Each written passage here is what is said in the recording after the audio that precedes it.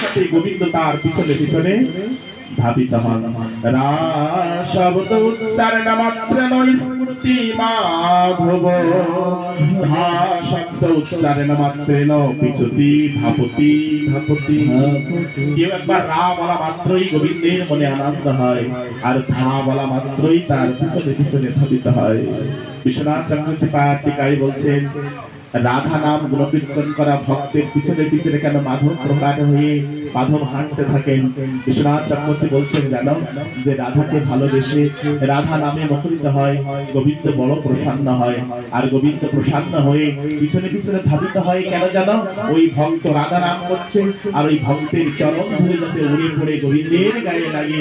তাই রাধা প্রেমে মুখরিত হয়ে, রাধা নামে মুখরিত হয়ে গোবিন্দ তার পিছনে পিছনে ধাবিত হন। বৃন্দাবনেশ্বরী রাধা রানী কি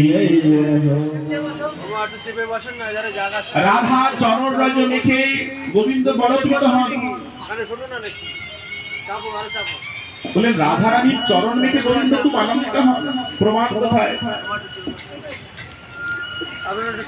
আপনারা সবাই শ্রবণ করেছেন, দ্বারকানাথের এক সময় জ্বর হয়েছিল, শরীরে পীড়া হয়েছিল। নারদমণি মনে মনে ভেবেছিলাম, আমি হলাম সবচেয়ে গোবিন্দের ভক্ত, কেননা আমি বেদান্ত বিনায় সবসময় গোবিন্দের নাম করি। নারদ গেলে উপস্থিত হলেন, ভগবান বললেন, আমার শরীরে পীড়া হয়েছে, দেখো না নারদ কোনো ব্যবস্থা করা যায় কিনা। তখন নারদ বললেন, আপনার দ্বারকায় এত এত বৈদ্য, এত এত চিকিৎসক, আপনি তাদেরকে ডেকে এনে একটু চিকিৎসা করান। বললেন, না না, আমার শরীরের যন্ত্রণা সহজে সারবে না। বলেন কি হবে, কি করে সারবে? বলেন, কোন নিষ্কিঞ্চন বৈষ্ণবের চরণ রজ অঙ্গে মাগলেই আমার শরীরের পীড়া দূরে চলে যাবে। ভগবানের কথা শুনে নারদমণি বলছেন, তাহলে এই সংসারে আপনার এই নিষ্কিঞ্চন বৈষ্ণব কোথায় আছে, কে আছে? কেন নারদ, তুমি আছো, তোমার চরণই আমার গাও। দেবশ্রীমান নারদ ভাবলেন, ভগবান আমি তোমার দাস, তুমি স্বামী আমি দাস, শুনিতে মধুর। তুমি স্বামী আমি দাস। তা কোন রমণী যদি তার স্বামী যদি বলে যে সহধর্মী তোমার চরণের ধুলা আমার মাথায় দাও, কোন স্ত্রী দেবে? দেবে কি? দেবে না। তুমি স্বামী আমি দাস, দাসের সেবা হলো চরণ সেবা করা, চরণ রজ দিয়ে মালিকের মাথায় দেওয়া নয়। নারদমণি বলছেন, না ভগবান, আমি তোমার দাস আর তুমি আমার স্বামী, আমি কি করে তোমার চরণ রজ দেব? মাধব বলছেন, নারদ কোনো উপায় কি নাই?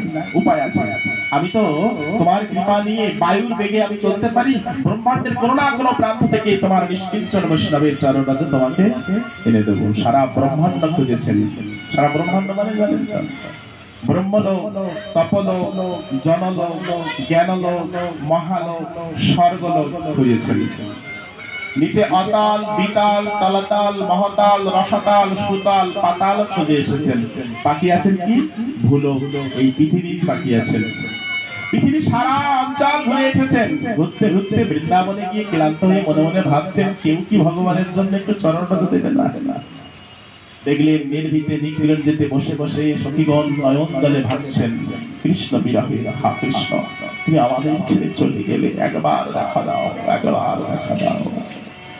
রাধারানী সখীগণ বিলাপ করছেন, একবার পেতাম যদি চরণ দুখানি, হিয়ার মাঝারি রেখে জোড়াতাম পরাণী, বহুকাল দর্শনে মনে পড়তাম, অনালে পুষিব দেহ সখী জলে দিব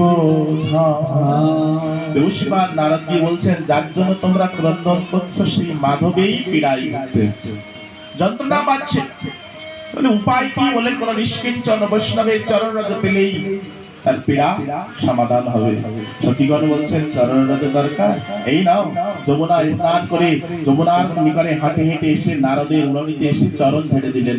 নারদকে এও বললেন, যদি এতেও চরণ রজের কমতি পড়ে যায়, নারদ তুমি আবার মাধবকে মাখিয়ে আবার এসো, তোমাকে আবার চরণ রজ দেব। দেবশ্রীপাদ নারদ ভেবে অবাক হয়ে গেলেন যে এই গোয়ালা ধরনের রমণীগণ কৃষ্ণকে এত ভালোবাসে যে তারা কোনো পাপের ভয় করলো না, মাধবকে জগৎপতি জগন্নাথকে চরণ রাজ দান করছেন। শ্রীমতী রাধারানী সখীগণ